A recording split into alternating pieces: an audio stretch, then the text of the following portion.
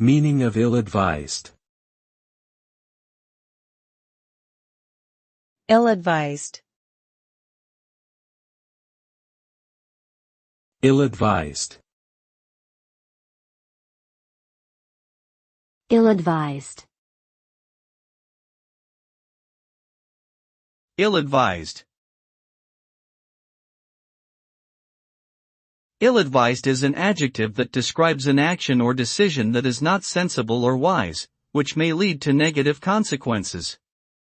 It suggests that the person who took the action or made the decision did not think it through carefully or did not have enough information. Ill-advised actions can result in harm, failure, loss, or regret. For example, investing all of one's savings in a risky business without doing proper research is an ill-advised decision that could lead to financial ruin. It is important to think before acting and seek advice when needed to avoid ill-advised choices.